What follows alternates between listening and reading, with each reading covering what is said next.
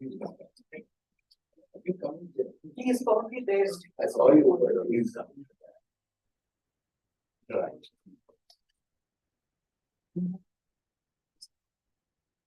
Because we get silence, so I think he has these constraints. Oh yeah, sorry. She's in the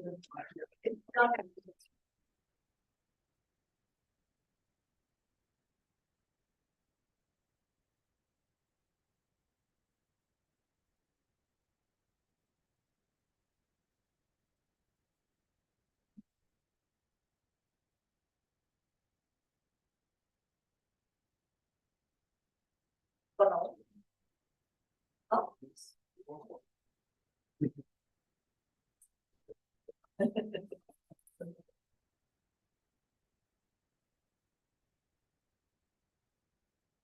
Thanks. I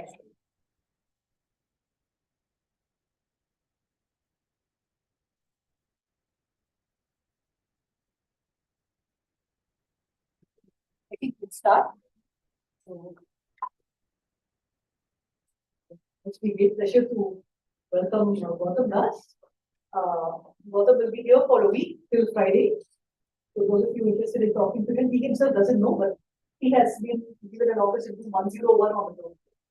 So you can find him in 101.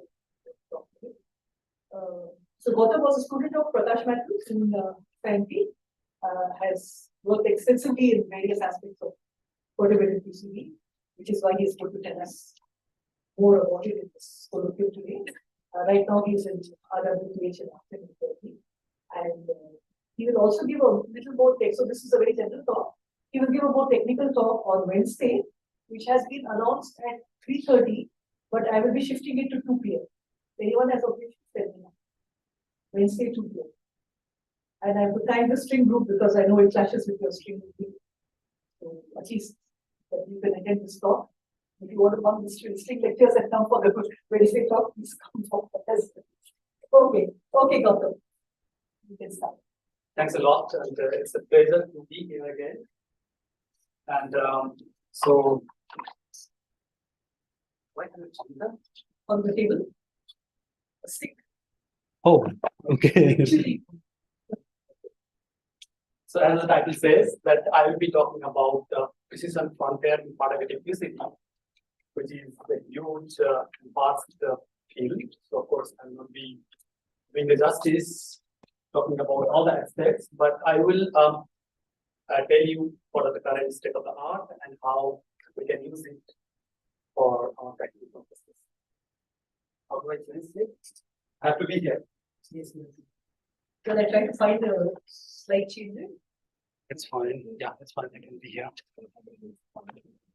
So this is the outline. So I will motivate why precision studies are so important, especially nowadays, particularly to search for any new physics that we badly need at colliders, and how there are different ways that we can improve collider prediction for precision studies.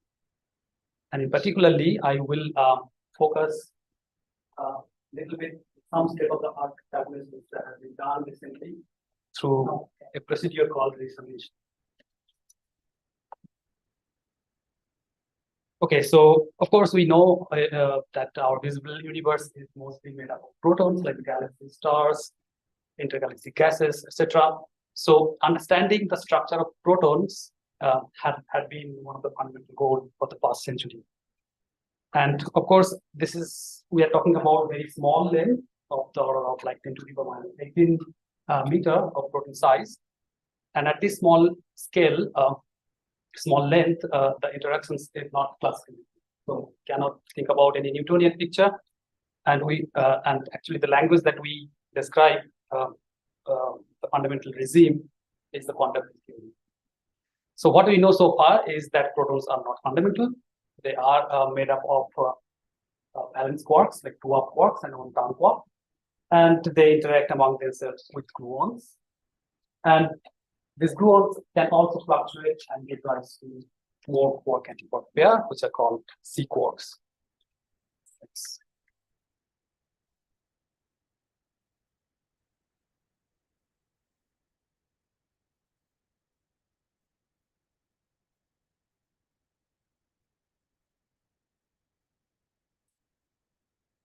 Yes.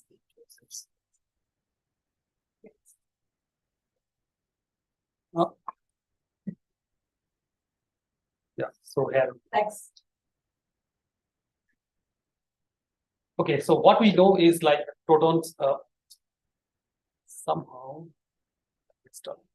This is the point. Can you see the pointer? Yeah.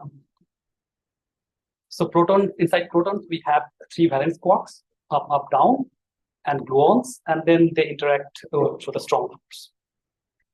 And at high enough energies, that the strong force does not become, it becomes less strong, I would say, and we can calculate a lot of stuff using collider experiments. And in fact, Feynman was the first one to actually give a model how to describe the dynamics in which the partons interact among themselves. This is called the parton model, which is still used nowadays. But of course, these partons can also interact with some other forces like electric force or electromagnetic force or gravity, but they are much, much bigger compared to the strong force. So I will mostly focus on the strong force. Yeah. So the model which successfully describes fundamental particles and their dynamics and the properties is the standard model of particle physics, which is very well known. It has very solid ground in terms of QFT structure. So it has a SU3 cross SU2 cross U1 symmetry, which is spontaneously broken to SU3 cross U1 electromagnetic. And as a result, we get massive weak vector bosons like Z boson and W bosons. So the matter content of the standard model has quarks and leptons, and they come in 3 generations, like you can see here: up, down, charm, strange, top, bottom, and similarly electron and neutrinos, mu neutrinos, top, down neutrinos. Now these quarks are colored, so is gluon. So they also have different colors in SU3. So the interactions that we have inside the standard model are the strong, which is mediated by the gluons, weak, W and Z bosons, and electromagnetic, which is photon, mediated by a photon. And we have the single fundamental scalar particle in standard model, which has been discovered very recently. I mean, almost like a decade ago now, the scalar Higgs bosons. So standard model is in some way is one of the greatest theory that is known to humankind. And of course, it has strong theoretical foundation. It successfully describes 3 out of 4 fundamental forces of the nature. But this is not the greatness lies. The greatness lies how the prediction of standard model can be precisely measured in the experiments. And indeed, I just stated here some few measurements. For example, the anomalous magnetic dipole moment of electron, which is needed for the fine structure constant, and this is measured 1 part in 100 billion. This is crazy accuracy. This is one of the best agreement known to any theory and experiment. On the other hand, standard model predicts about WZ bosons, and their models are also very precisely measured. So I'm talking about percent of percent. And sometimes sometimes standard model predicts something which is discovered later, like top quark. And finally, in 2012, we have this nice 2 plots from CMS and Atlas, 2 collider experiments, where we discovered the Higgs bosons. This is the last missing piece, so to say, in the standard model. This makes standard model is one of the greatest theories of all time. However, standard model has limitations, and I point out some of the CPR ones. So to start with, the gravity, standard model doesn't include gravity at all. This is simply because standard model is based on QFT description, and gravity so far doesn't have a consistent QFT feature. So our current knowledge on gravity is based on general relativity, which is Einstein's theory on curvature of spacetime. So this is not there. The second problem is the hierarchical problem. So hierarchy problem is like standard model works on a scale which is known as the electric scale, which is set by the Higgs mass, which is of the order of like 100 g or so. But on the other hand, gravitational scale is of the order of 10 to the power 19. So there is a huge hierarchy between these two scales, which is kind of unnatural. But on top, if we set out to calculate quantum corrections for the Higgs mass, and these corrections should be sensitive to the highest scale in the UV theory, which is the Planck scale. But you know that standard models are effective. Then why do you think the standard model is good? Yes, yes. So I am coming to that actually. Of course. So that is why I'm not saying that this is This hierarchy problem. You mentioned this is the problem. It is not in that sense a problem because you know the standard model is effective. yes, the model is good. So I'm actually coming to people. So just to maybe the phrasing is so in the literature they always termed as like hierarchy problem. But of course, as you said, like standard model could be an EFT, so this might not be a problem as such. So in fact, I mean, there is nothing wrong into like having like huge hierarchy. It's just not natural to start with. So if we set out to calculate the quantum correction for Higgs mass, which should be sensitive to this large scale UV theory, and of course we know that Higgs has a finite mass, it is not infinite. So there is a fine tuning between different diagrams, and this is also something which is called fine tuning problem, but it's unnatural in the sense that we don't like it. We don't like two huge numbers cancel and then give some small numbers. So the other aspect of the standard model limitations are the existence of dark matter and dark energy. So what standard model explains is really the visible universe, which is like around 5% of the universe as estimated today. But there are observational observations from the galactic rotation curves, where you can see that with the visible matter content, the curve should look something like this. So this is the velocity of stars compared against the distance of the stars from the center of the galaxy. But in practice, what we observe something like this, which could only be explained if we have more mass in the universe. And precisely, this is like around 27% of total mass energy of the universe that we need. And this is something that standard model cannot explain. And there are lots of models, lots of proposals like axions or weakly interacting massive particle or even stellar neutrinos to address this problem. However, I will come to this shortly that this is not something that we observed so far. And even more elusive is the dark energy, which is supposedly contain 68% of total mass energy of the universe. And this is more elusive because this is of the energy nature, and we don't know anything about it, so to say. So some attempt has been made to include a cosmological constant or some dynamic scalar field which varies in space-time, or even some modification of gravity. But so far there is no experimental or observational. There is no experimental proof of this.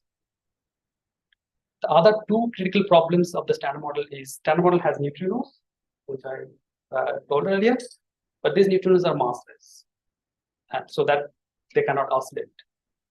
But there are experiments, first measured in supercommutative experiment, which observed neutrino oscillations, meaning they have small, tiny mass, and they can change flavor around themselves.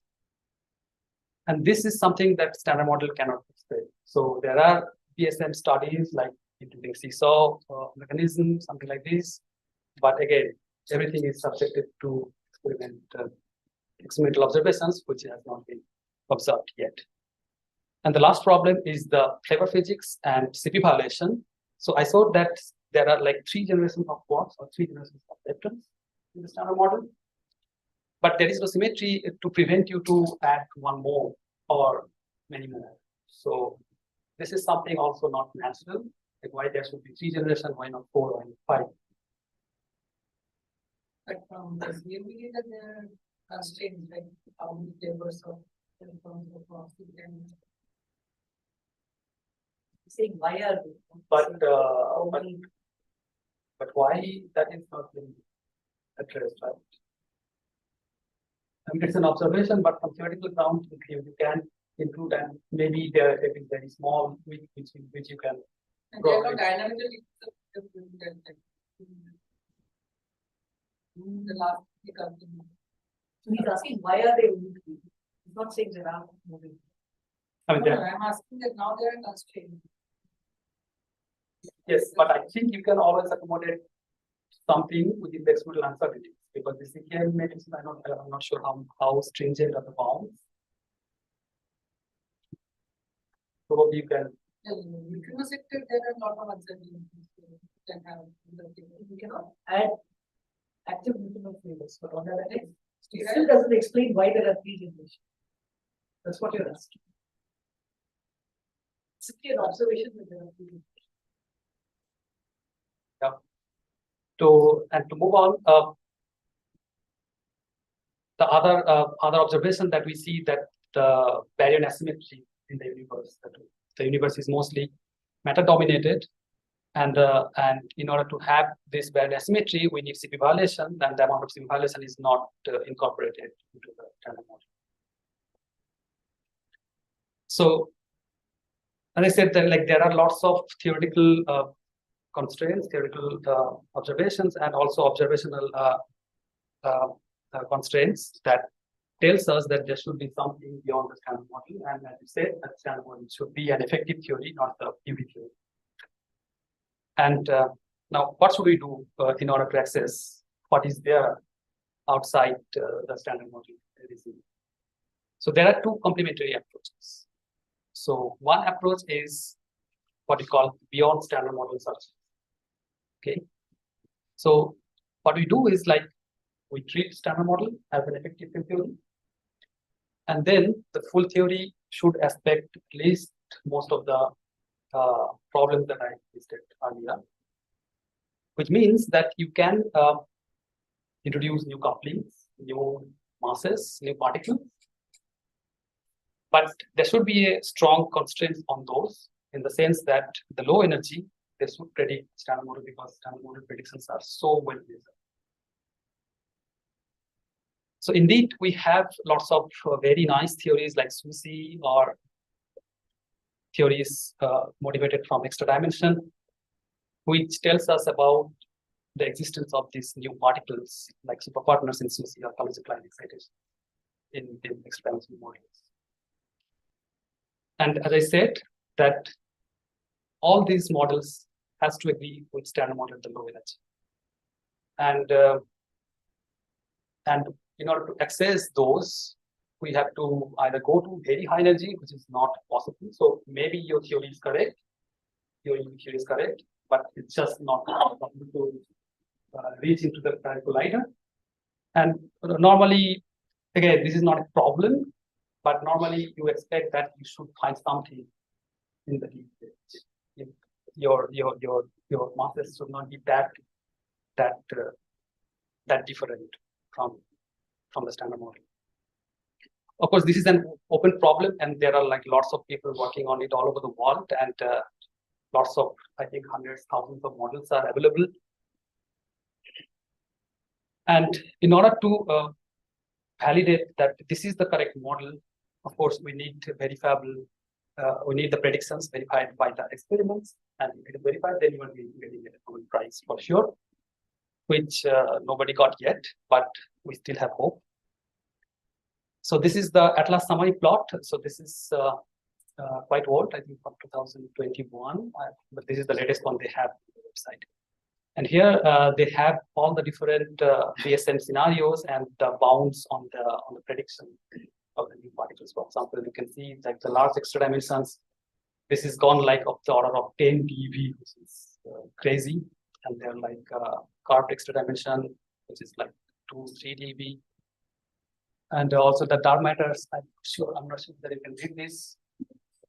the axial tachymeter, vector tachymeter, they are still in the GB range or like 1 to dB range, so there is still hope.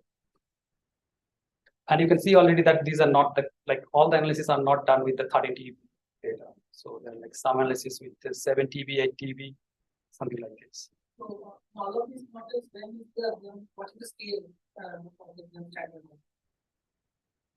So it depends. For example, this extra dimension models, they try to put a mechanism where the scale can be damped. So there is a blank scale which is like it's still there, but there is a mechanism which can be damped to the standard model. So to say, Suppose I just want to look at the gut scale. So then how do they take into the gut scale where I mean, the idea is so from experimental point of view, they don't see it like this. So they have certain processes, certain measurements they can do, and they can see the deviation from the standard. But if your scale is very large, yes, it is subtest, you cannot see the effects. Depend on the process. Exactly. So this is what I'm talking. It's exactly what I'm talking. So of course, as I said, like there are lots of intricacies involved in this. Like your model would have a UV mass, like large mass, but their signature at the lower level, at the scale of the standard model, is very mild, and this mild thing we are doing. So here I just want to show that most of the BSM models are getting stringent in the sense like they calculate the standard rates and all, and then they try to put the parameter bounds in the parameters of the model, how they should be. So this is like one path that one can take. Like you can write down your Lagrangian with the heavy mass or something like this, new couplings, and you can do all this stuff, and then you can restrict your parameter space, seeing the data. And the complementary approach is like we have to know standard, and this is through precision studies. Now, as I said again and again, that any new physics is expected to couple to the standard model very quickly. Okay? Otherwise, the rates of the standard process will change significantly, which we don't want. But this means that we are looking very, very tiny deviations from the theory compared to the scale. And this is where precision physics comes into play. Like we want to really target these very tiny deviations from the standard predictions. So for that, of course, we don't need to know what is the theory or whatever. We just need to know standard model. We just need to know what are the processes, and we need to know that the utmost is maybe some percentage. So our goal is to compare the experimental data with precise theoretical predictions. And so what are the things that we can look into? We can look into couplings, standard model couplings, like strong coupling, let's say, or masses of the quarks and the vector bosons, or their decay widths, etc. But this is not all actually. In fact, the technology that we can develop in doing precision studies inside the standard model can easily transfer to any given, okay? Because it's very natural. So you can also, so studying precision physics, you can also study BSM physics at a very high level.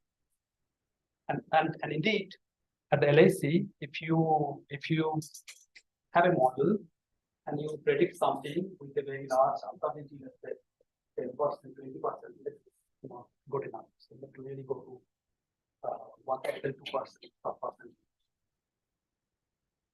And this is expected. So we can, so by doing precision study, we can also better constrain our BSM. So this is an add-on in some sense. So we have our biggest machine, the Large Hadron Collider, which is operated in CERN. And this is there, at least is operational from 2011. I'm not sure whether it is visible, this slide. This part is visible. Okay. Some of the resolution messed up. So it is up from 2011. So it started with 7 TeV central mass energy run. So what we do is like we collide protons with protons, and they interact among themselves, the particles, and then we hope that something new would come up or not. That we have to answer. So we again have 8 TeV data, and currently 13 TeV data is being taken. It will be taken. It will be on, I think, no, 13.6 TeV is now. Turn 3 is now having.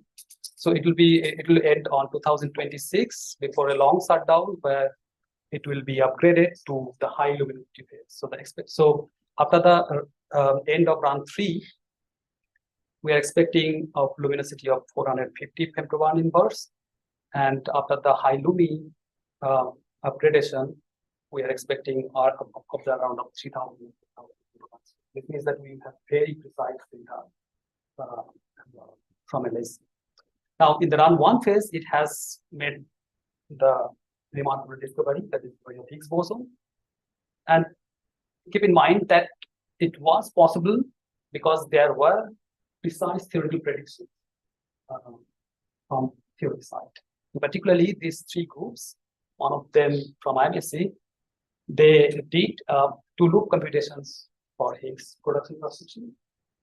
And this was compared against the and this made us pin down Higgs boson to a certain mass range, 125 something to that range. So otherwise, Higgs has a Higgs could be like, there is a range, 160 or so different masses. So this was possible because exactly these precise theoretical calculations.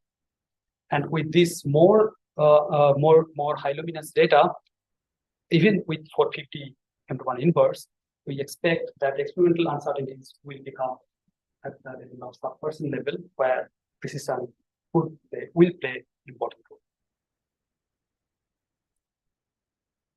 So what happens at LSC? So as I said, like we collide protons and protons. So this is like is the Atlas detector, and there are lots of interactions going on among different partners, and it produces jets, leptons, photons, many things. So it's like a jungle.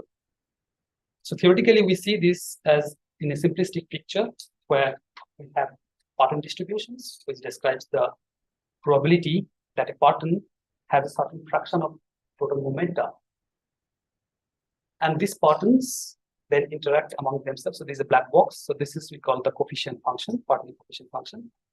And the cross section for producing something here, then given by QCD factorization, which is something like this. Now, this kind of interactions are mostly dominated by the strong interaction because of obvious reason. So that is why I focus mostly on strong interactions, but I must say that there could be also weak interactions and other interactions, which are much suppressed. So the strong interaction is described by quantum chromodynamics. This is part of the standard model to tackle the strong sector. So if we just zoom in, like what happens in this black box, like let's say for some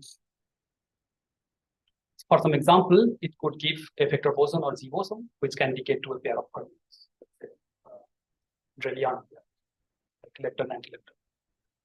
And this is something we detect. Now, as I said, that these protons are collided at a very high energy. And at very high energy, so there is something remarkable happens with the QCD strong coupling, that it depends on the energy scale. And if you increase the energy, the strength decreases. This is what I said very earlier. And this is measured in different experiments, low energy experiments, lattice calculations, many different theories. And in this region, then this strongness of the strong interactions gets weak. And this is something called asymptotic freedom, which lets us to calculate this kind of cross-section perturbatively, order by order, in the strong expanse. How will this factorization understood? What scales it is valid? So this is valid up to the non-perturbative scale. That is the plan of yes. I mean, people don't go up to 200 because you already get non-perturbative effects already. So what I remember, people could go to like 1 GB. So something like this. The saturation scale is from 1 to 1 GB. So do you expect this factorization to be? So this is again, this is a very okay. So to be on the safe side, I would say that you set the scale. Okay, for inclusive cross section, I can say that you can go to, let's say, few MB, I mean few hundred MB. Okay, for differential objects, I think 1-2 GB is something that people have got. You know, and of course, you will see factorization management starting from there. And this is what people have also documented. And people have also tried to model using step function. So how universal across extreme? This one. Yeah. So this one is designed only for the hadron-hadron collider because you can see that it has two buttons, two PDFs. It has to come from one hadron. But you can also go to DIS kind of experiment. For example, let's say electron hitting to, let's say, photon hitting to a hadron, and then there also it is. But also you can also go to electron positive collider. I mean, there it's even better because there is no PDF, so it's just this coefficient function. So yeah. If you are using PDF, the uncertainty in PDF is. That would translate to uncertainty in sigma. Yes. Yes. What's the kind of numbers that? I will do that. So just to tell you a font, like these PDFs are non-perturbative, but the evolution is not non-perturbative. You can involve them perturbative. And then in this evolution, you can do, let's say, yellow, and then but okay, maybe I just go to next slide and then I Then if it is perturbated in this, so yes. of couplings, so there is a lot of connection. But it matters when it comes to decision making. Exactly. And everyone is not. I am coming. PDFs themselves are modulated. Yes. And there is no proper theory for them yet. Right. Yeah, just a couple of slides. And then exactly what you were asking. So, okay, so we come back to this slide. So, as I said, like we had QCD factorization theorem, which describes this kind of picture in terms of mathematical formula, which separates long distance and short distance physics. So, long distance is universal, and the short distance has where all the process dependent, like whether you are producing Higgs boson or Drellian, this matters. Now, this PDF are actually fitted from lots of data. So what people do is, and this is also you will see in the later part of my talk, people either go to very low energy, and then if you go to low energy, the effect of this kind of part, this is much subdominant. Okay, so whatever you get is from here only. Then you can have your favorite model, and then you can fit the parameters of the model from the data. And it's not like you just do one experiment, you do lots of it. Like different low energy experiments you can perform, and then you can fit the data, and you can do it like very precisely. And to my knowledge, PDF uncertainty could be as low as like 3-4%. So the models actually depend upon what you assume is as your particles present in the field. Right? For example, I do both or not? Yes. So So that's a serious uncertainty. yes. So but we assume that proton has only four, gluons and four. No, virtually it has many things. And it's all interference. So I'm trying to understand, is there any control on that or it's an educated guess? I mean, this is the area which is, I would say that this is a little bit gray. But what I'm trying to say is like, it's not like a single group or single experiment that tries to provide this kind of picture for what is there inside the group. So there are like different groups with different technologies, different assumptions that take place, and they agree with each other. And this is also part of the uncertainty in the final thing. So it's not like that. It's not like a mathematical thing. It's not part of a thing. So we can only model them. We cannot calculate the past people. We can tell there are efforts like this. That's theory. There are efforts. Yes, this is the only I was supposed to the first applications that you can. Yeah, in fact, there are lattice calculations to constrain. Okay. Theoretically, I find it really uncomfortable. The reason being, Feynman had a very good reason as to why it should have this structure. But any theory, including this, it's more to do with essentially, if particles move at velocity of that, they're almost not interacting, so they cannot exchange. But when they're not moving, it's not true. And in low energy, they're not moving. So, I don't see any theoretical justification for this structure at low energies. So you don't trust this curve at low energies. No, forget the curve. You're modeling out the whole thing in the at low energy. The structure function itself doesn't make sense at low energies. At high energies, yes. Because we have a qualitative understanding which is robust against any theory. Any theory. All you are assuming is causality. That's it. Which is a big pillar of our quantum field theory. Right? But at low energies, that's not true. Then how do I know that this is modeling what I see? I mean, you can fit the numbers, yes. Okay, I'll accept that. I'm fitting the data in this model, but it need not be the truth. At low energies. Yes, I agree to you. But this factorization we are using in high energies. We don't use it in low energies. Pushing your luck for lower energy. That's the statement I'm contesting. I mean, if you go, let's say, and then say that independent of the cross section, there is all lower energy, it's completely encoded in there, which is absurd. I mean, absurd is a very strong statement, but I would say, I mean, let's put it this way. Of course, it's an approximation. Yes. But the question is whether this approximation works. It works.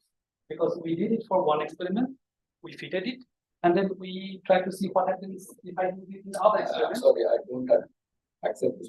It's approximation. If you have some formalism in which everything is understood, then it's an approximation. But if it's an approximation, it's a guess. Without any formalism or without any theory to understand. Okay, I think that's you can.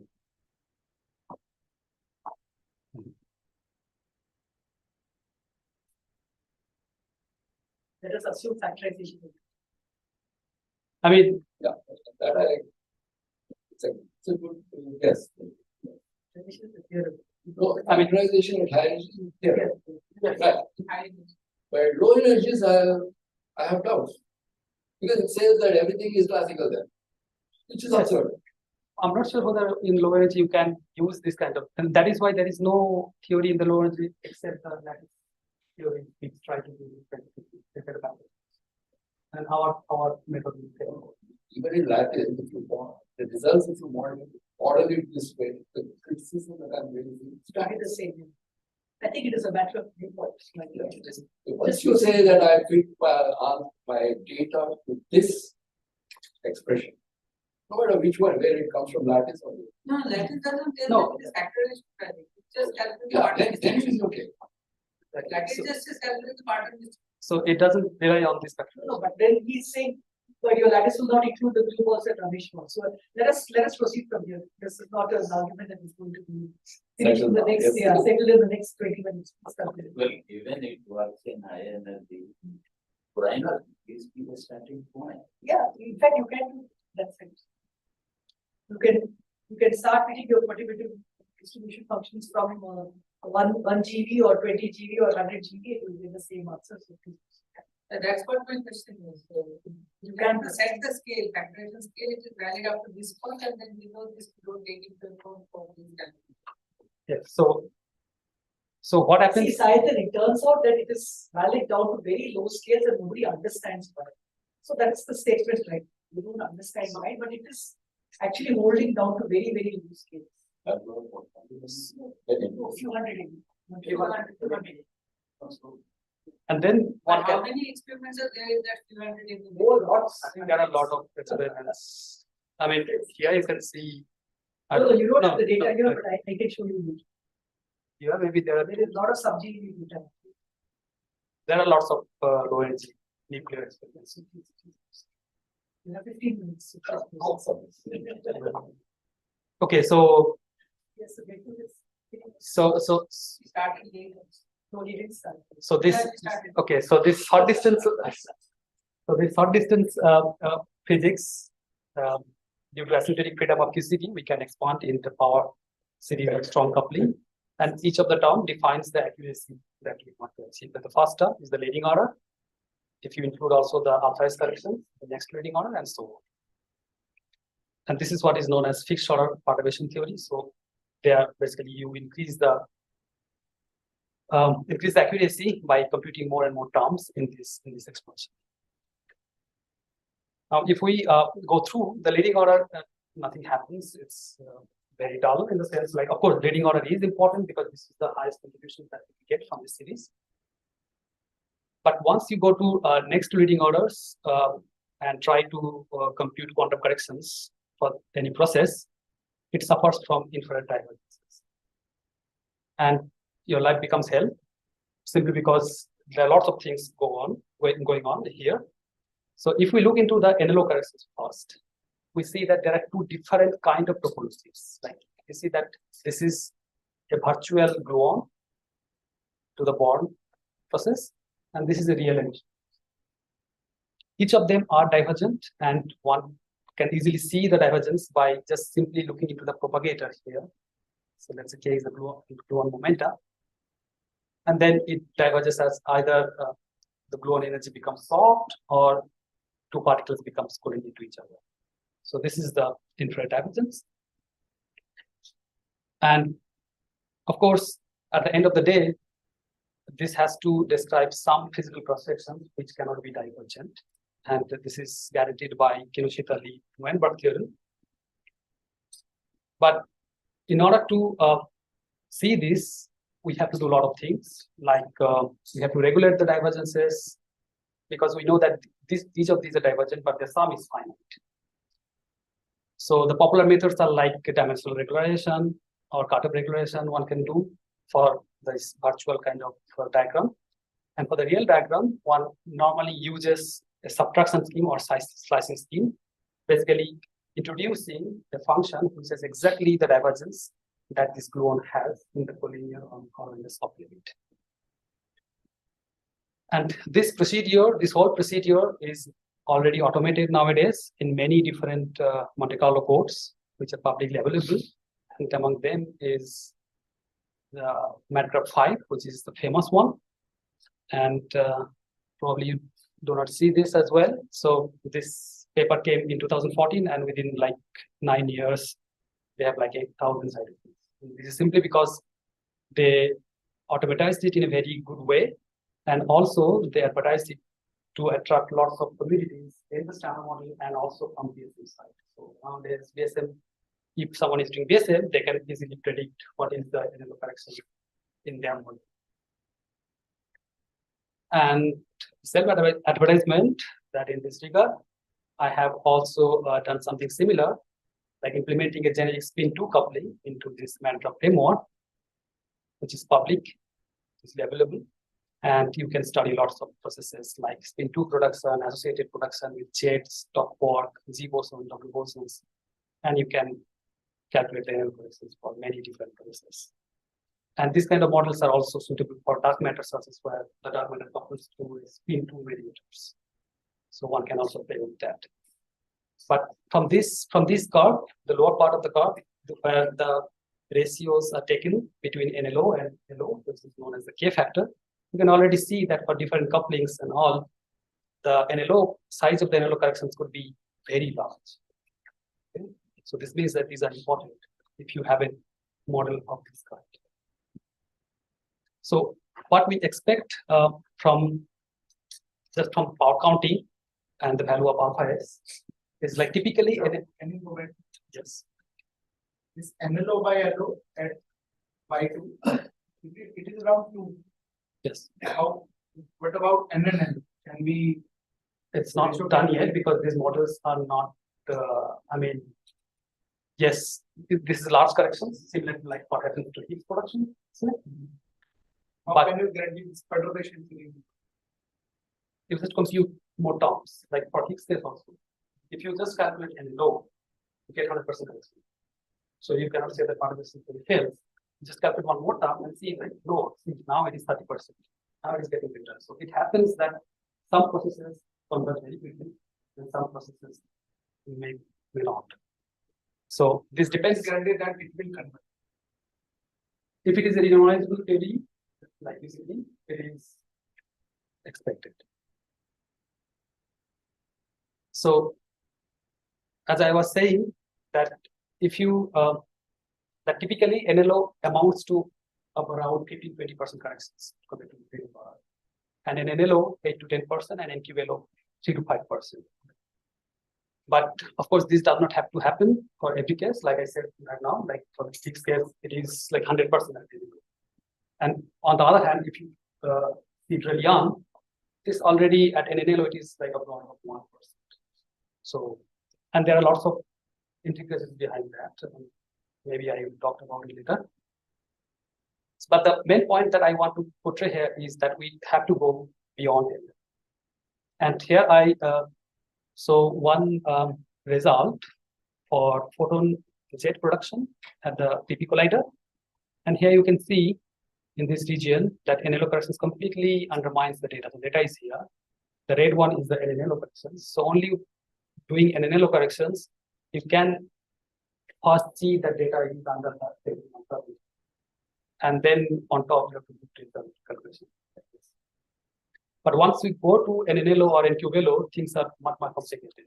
And again, we have different kinds of like topologies, like purely virtual topologies, purely real topologies, and mixed topologies. And each of them needs special care, many years to calculate sometimes. And we have done some works in these directions, like 3-loop form factor for the spin 2 productions.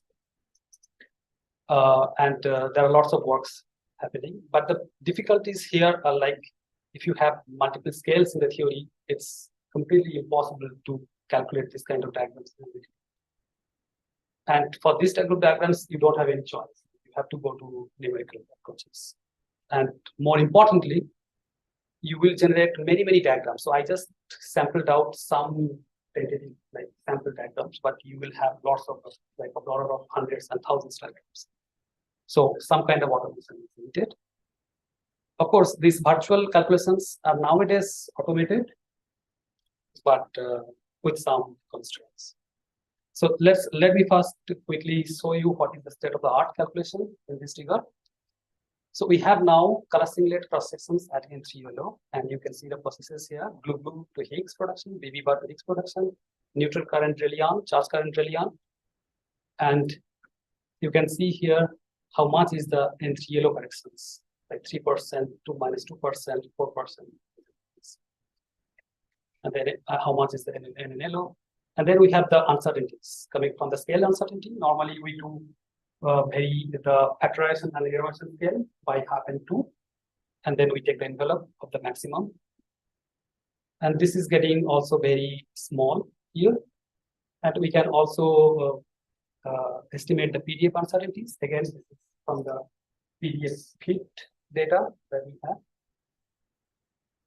And we have also like theoretically PDF uncertainty. So right now we don't have any NCLO because these are the first calculations these are coming into the picture. So these are calculated with NNLO PDF. So in order to estimate like what could be the effect of NCLO PDF, these people. So basically, all these works are done by a single group, and because they have the technology, and so they have also tried to state the theoretical PDF uncertainty, like taking like cross section at NNLO PDF, subtracted with NNLO PDF, and then taking the ratio. And one thing maybe you can notice, so this is the Gluglu-Higgs. This is the famous calculation which came in 2015. And the scale uncertainty becomes very small here, the red one, and NCLO. However, this calculation for Drelian only came, I think, 2022 or something. It took a lot more time.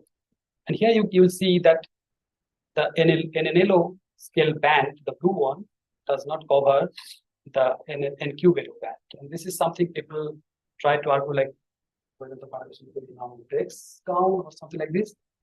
But it's easy to say that it breaks down rather than we should be very careful, like what happens here. Like, okay, we don't have NCLO yet. We our ways of estimating scale uncertainties do not have any fundamental principle. So we just do it because it works. Because it is supposed to capture higher order effects by having two, but there is no fundamental principle behind it. So even today there is no input value for the PDFs. no. So So how do you handle alpha S? So alpha is an input because this is a renormalization. So you below alpha S, Then give the squared LO PDF calculate yes. and consider that is correct. This is what people come up with the best idea. And of course, you can do this kind of error estimations, like you can vary alpha S with 1 sigma, with an alpha S like 1%. So that error goes into that error goes into this. So for example, in here, this is added in quantity. So this is there. But recently, NQ value PDFs are coming into the markets. So only group who has done this MRST group from UK. And yeah. And they have also done recently this associated productions, because these are also very easy to do once you can do this calculation. So this is only the total cross sections that I said.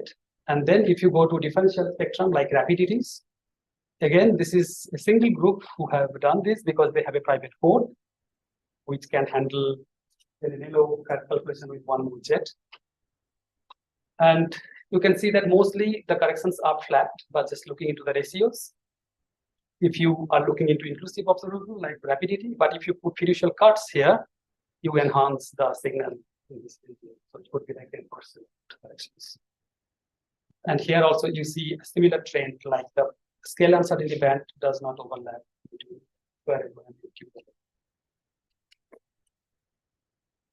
So this is the Atlas summary plot for the total cross sections. Like you can see that there are lots of, unfortunately, this cannot be seen in this resolution, but there are lots of processes that they could study, and there is a very good agreement between theory and experiment for most of the processes.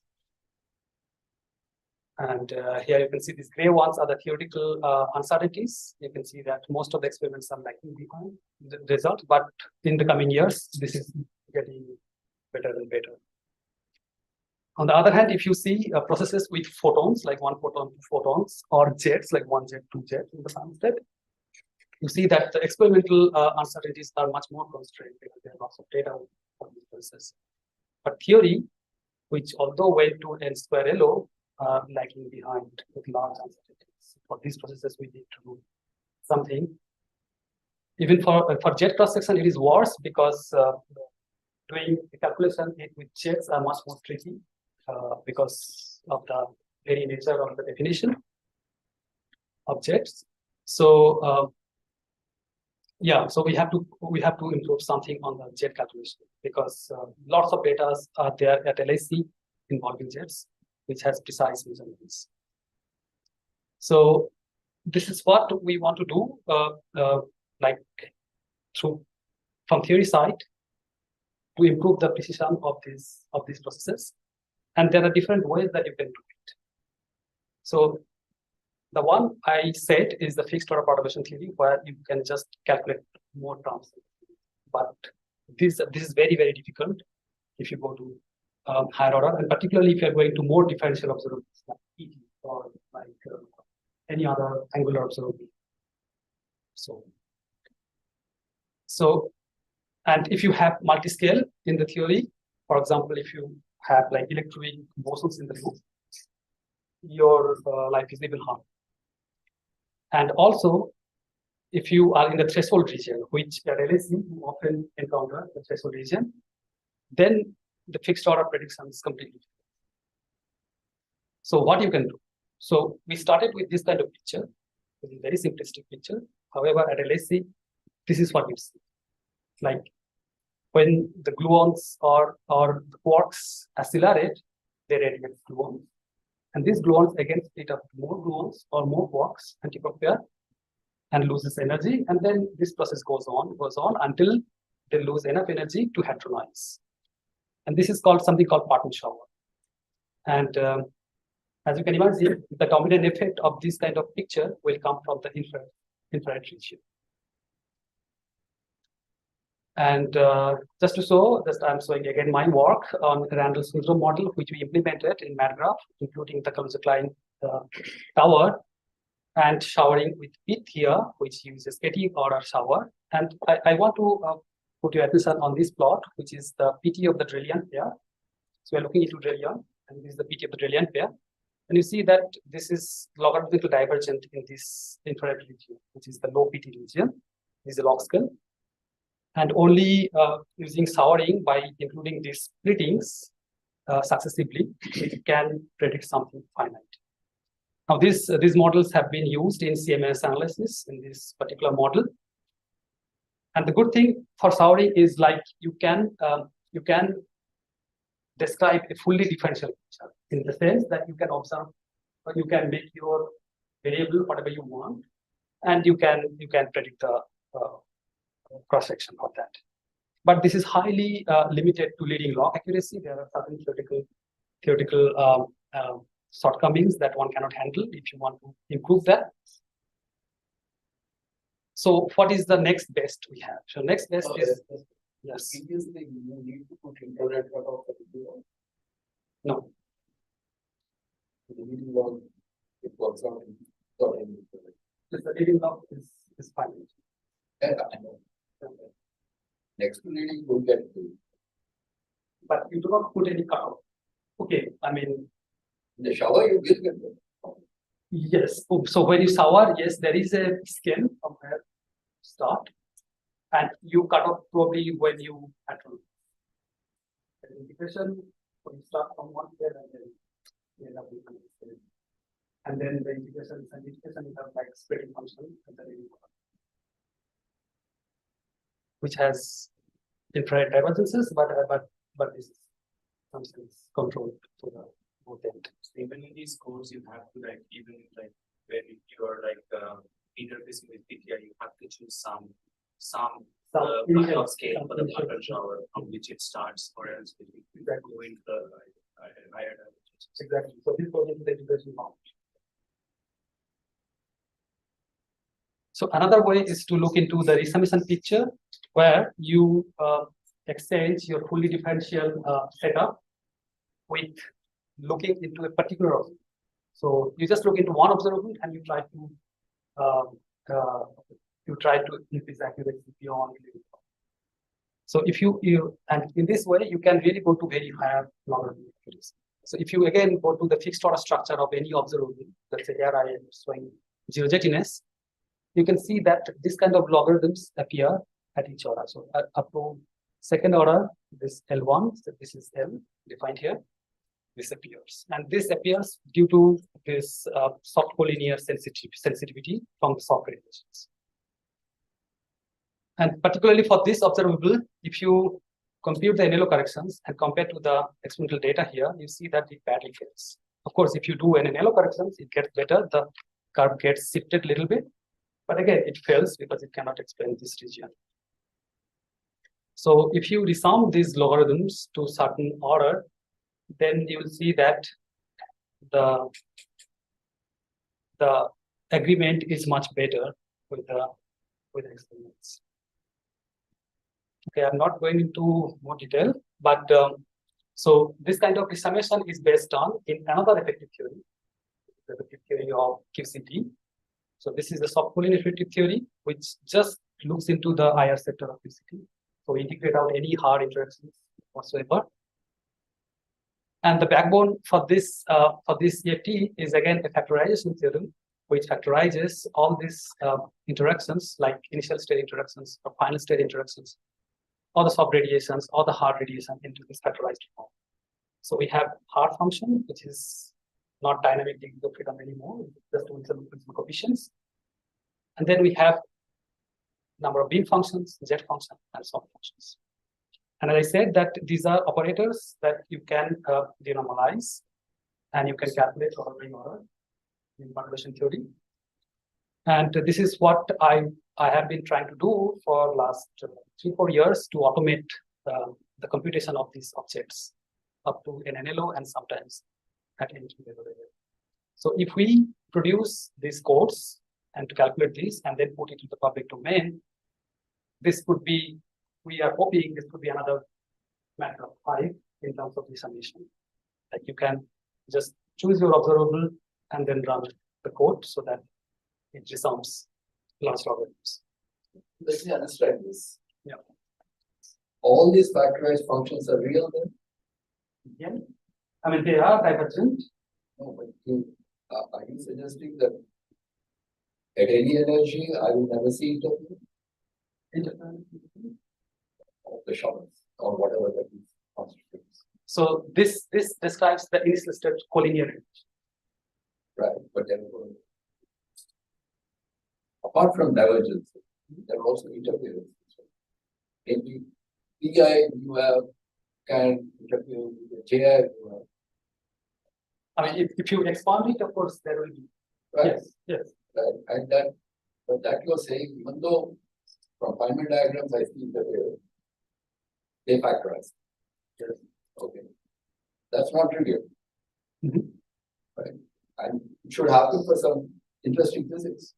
It just cannot happen because I say it so. No, I mean, you can really prove it. You can really prove this factorization.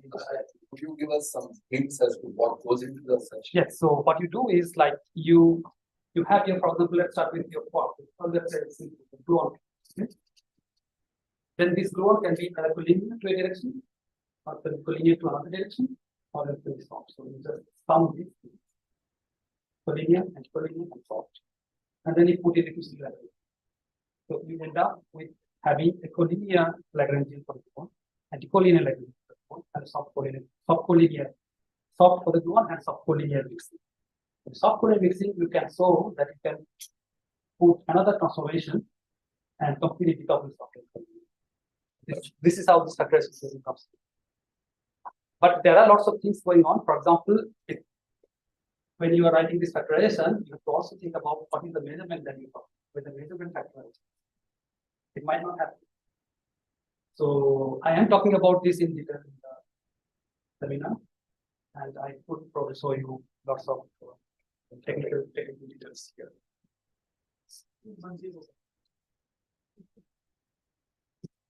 So yes, and the resummation is performed through RG evolution, and I just showed here for the hard function, which is simplest one. The main thing that you have to calculate in order to achieve resummity to higher logs is the boundary term, like here, and the evolution kernel. So basically the anomalous dimension in this case. And once you do it for all the objects, and then you can write your resummed cross-section something like this way. And people have achieved till now NQLL prime. So I will not explain what is prime. but you will think that you should think that all the ingredients that is needed up to third order in the strong properties are calculated for Higgs PT spectrum, Brilliance PT spectrum, and also energy correlator, which is an event saving plus or minus collider. Now, yes, yes. So one particular case for information is one when you produce the particle at the threshold. So then basically you don't have any collinear particle because collinear particle has a little bit of higher energy compared to the soft particle. So your factorization theorem simplifies into this form where you have just a hard function and soft function and the PDFs. There is no collinear. And in this case, you can calculate the soft function, and in the threshold limit, you can resum then this kind of blocks in the Melin space. And here I just showed a certain the state-of-the-art results that we achieved. For example, for Higgs case and DIS case, we achieved N4LL resummation. And as you said, like, so whenever there is a theory prediction, it is customary that you should look into different periods. You also want to do that minimizes the uncertainty. And here you can see that the results vary a lot if you use MST PDF compared to a PDF. So yeah, so this is what we achieved in 2020. And for all the color singlet processes of Drellian type, so if you think about E plus E minus or Charles Drellian or even the associated production with ZH, WH, we have calculated this prediction. This is the state-of-the-art results. We have also done VB by Higgs at the same order. And you can already see that if you really go to the threshold region, which is the high Q region, the uncertainty gets much, much lower compared to the fixed order, and you are getting to sub-percent accuracies. And we did the same thing for the rapidities. For Higgs rapidity, we have NNLL, not NQLL, which will be done soon. And here I would like to point one more thing, is like the central scale choice. So whenever we predict something at colliders, we choose our central factorization or something which is of the mass of that particle. For example, here, normally you choose n by 2 or range something like this. And you can see how fixed order scale uncertainty fluctuates if you choose different central scale. On the other hand, resummation stabilizes. So central scale choice doesn't matter. Of course, this is an observation in Higgs. We haven't done anything for the other processes, so it can be, but it is well understood that, okay, most of the scale uncertainty comes from the top, and this is also the result. So this should be much more stable compared to the in respect to scale uncertainties. So we have done VB bar rapidity at NQLL, Higgs, Z boson production, neutral and charge at NQLL, and we see much more faster perturbative convergence in the case of resummation. So the takeaway message that I wanted to give is like, so far for long, we are relying on QCD factorization theory to calculate observables at the collider, which separates long distance and short distance. And basically what we focus on calculating this hard interaction term or by order. And there is a complementary way to complement the fixed order results is through resummation, where you again factorize this whole thing in the infrared region in terms of different perturbative objects describing physics at different scales. And they are complementary, and sometimes one is needed for another, sometimes other is needed for the another, for another. And with the whole combination, we can predict any QCD observables to sub-percent level and colliders, and by knowing the terms, at least up to yellow level. So this is the outlook. So precision calculation is important. I hope that I could convince you about it, that we need to compare the experimental data with precise theoretical predictions, and for that we need to go very higher order. So nowadays, NLO calculations are completely automatized in standard model and in BSL. And NLO are state of the art, particularly if you have more particles in the final state, but most of them are not public, and some are known to even in QLO level. But these fixed order calculations are not essential, and we need to resum the large logarithmic effects, and it is based on in an effective theory where you separate different physics dynamics in different perturbative objects like soft beam and jet functions. And so right now the status is like we have a framework where we can calculate these objects up to n square elo level automatically. It has not been yet applied to phenomenology for many processes, which we plan to do it. And my personal desire is to have an automation towards N3 elo, which will be highly desired with the upcoming LSC data and also upcoming PI synchronizer. Thank you for it.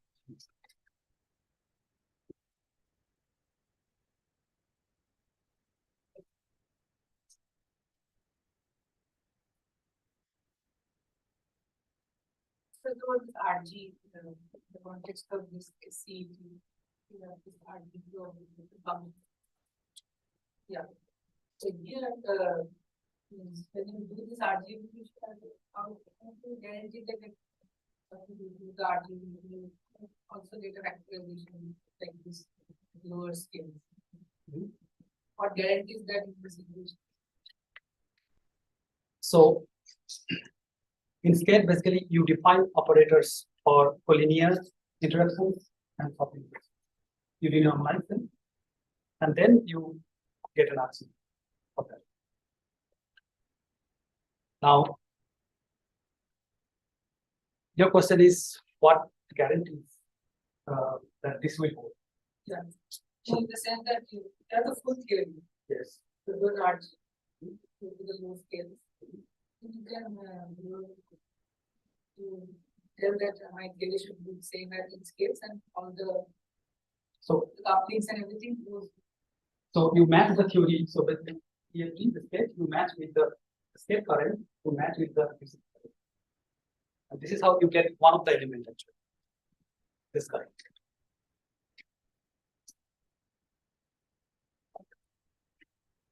This current. And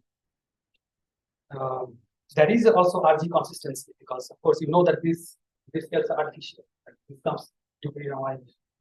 So there is RG consistency at that level, in the sense that if you calculate the anomalous dimensions for each of these objects, okay, some of them has to happen. This is also a very strong formula. And what are your anomalous dimensions? Like, So this is the highest. This is the lowest pole of the EFT. So here the in sketch you will think that this is the PV pole. And if you look at it from QCD side, is the IR. So this is the coefficient of the IR pole, QCD or the coefficient.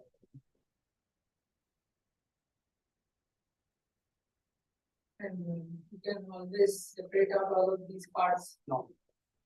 So this happens, luckily this happens for many observables, because here one important ingredient is, of course, this is not dynamic anymore because you have integrated it all. But these are dynamic scale. These are dynamic degrees of freedom, which means that they interact with your measurement. So in order to hold this factorization, your measurements would also factorize into soft, collinear, and anticollinear. And this is not guaranteed. For PT, for NJTness, for many observables, it happens. But there are observables it might not happen. And then you are stuck. You cannot do anything. And also people can estimate the factorization violation through, like, assuming for an observable, let's say for an observable, this factorization happens. But then you can simulate it here, let's say, the turning on multiple introductions. And factorization violation effects should appear in multiple. So that is what it is. And that people have started looking into. This is a very recent topic, and there are like lots of works going on. I would show at least one slide in the next talk, at least one observable where this is seen that factorization violation can happen. And yeah, this is not guaranteed that this is solved. Why not threshold effects so important at LSC? Because at LSC energies, you can always produce particle successful. So you're looking for, this is really for searchers, is it? No, because when you talk about Relian, there's no threshold. So if you see, yeah, so if you just compute, let's say, total cross section for trading or any process, you will bump into this kind of terms, and this really comes from the soft gluon. Okay, so you will have the soft gluon effects, the hard virtual effect, and also some terms which I did not write here because this is in the infrared region. Some terms which depends on the hard gluon. So at LAC, the energy that you can produce, you can, for example, let's say if you're producing these, you can for many events you can produce that much. And if you produce that, then the threshold effects will jump here. And for trillion, as I said, for trillion, this is not fixed because now it depends on the Q square, the invariant mass of the trillion. And that means that if you go to really high Q, this is where your threshold is not in the GP.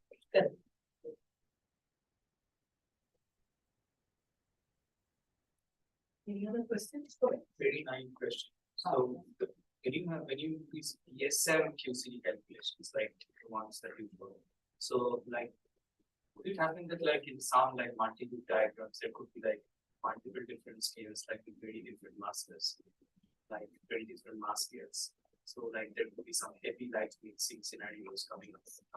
Like in that case, do you take like some infinite mass limit in your calculations, or is it easy to do this full calculation? So for the BSM scenario that I showed, yeah, it doesn't matter because we're decreasing, so it doesn't interact with that. So it's all the part of it, right? But in general, if you have hierarchical scale, you should use this kind of factorization relation and simple down the problem. But for this particular BSM scenario, because this QCD correction, yeah, so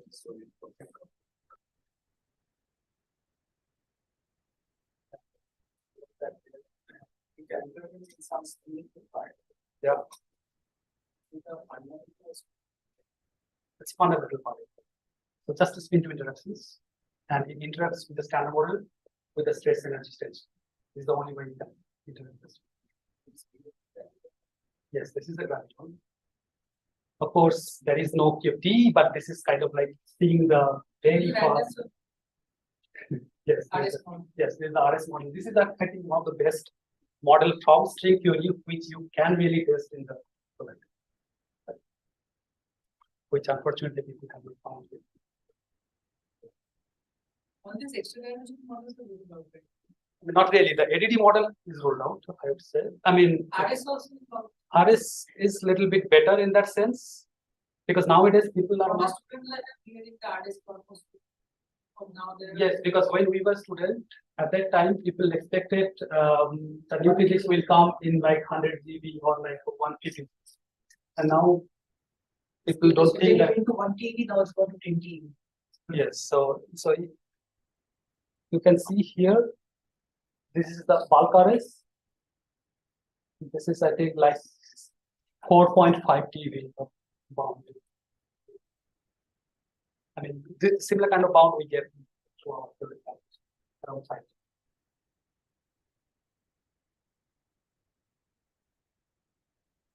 Yeah, but compared to other scenarios, it is the hope is good.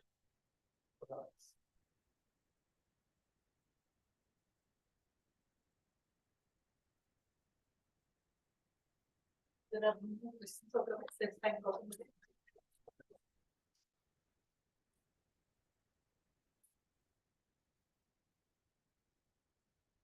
And remind you again that when 6 of the 2 and 1. No, I think no, it should be 1. The strict meeting is really important. So the C So what is